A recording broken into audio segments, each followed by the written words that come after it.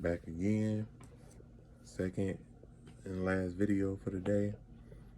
Another movie review, Justice League Crisis on Infinite Earths Part 1 movie review.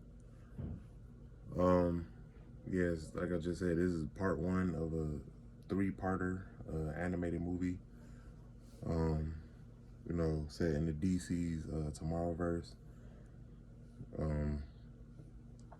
This was pretty good, man. This was pretty good. This was really good. This was like one of the main ones I was waiting for.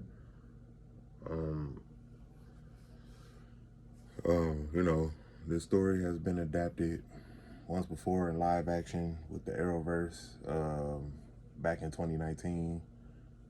And they did a good job on their part adapting the story, and also bringing it to animation.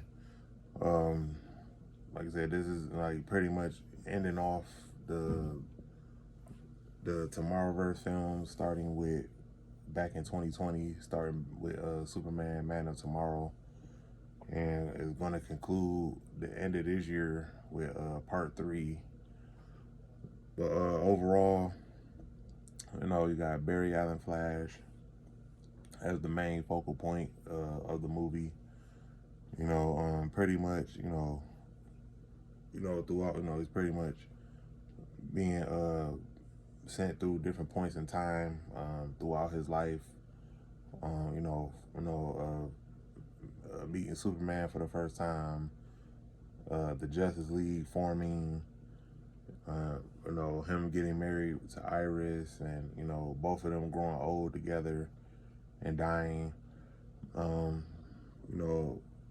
We get to see a couple of Earths in this movie, different variations. I was kind of hoping that they went the route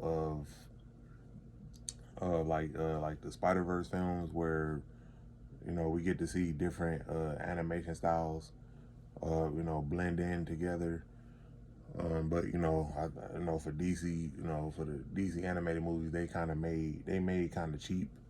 So I don't think they was trying to I don't think they had the budget to be able to blend other animation styles. But like I said, we got 2 other parts to this.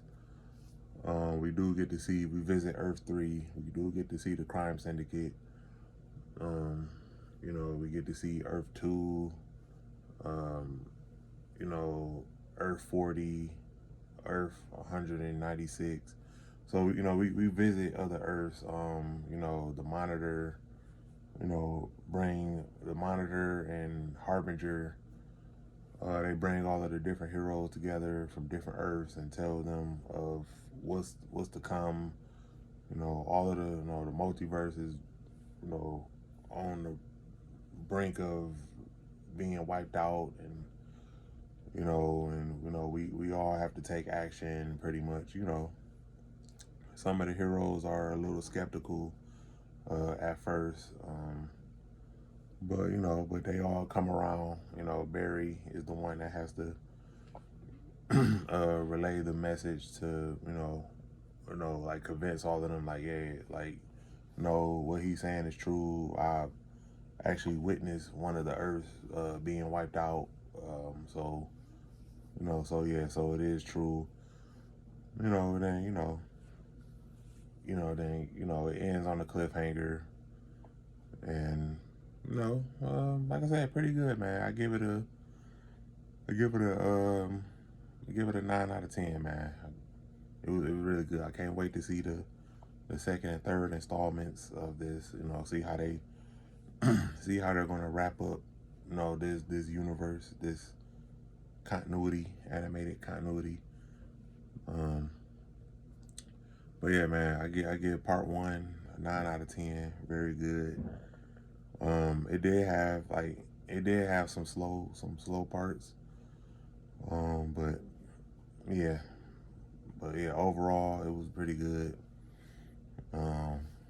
If you haven't seen the movie, I suggest you go. It's out on digital. the physical copy drops the end, I think, on the 24th, January 24th. I think the Blu-ray and 4K copies drops. But I suggest, like I said, if you're a fan of these DC animated movies, like I said, this is another good installment. I mean, they had a few misses these past 2 years.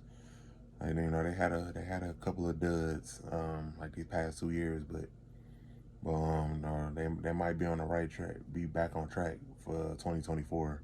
But until then, peace, one love.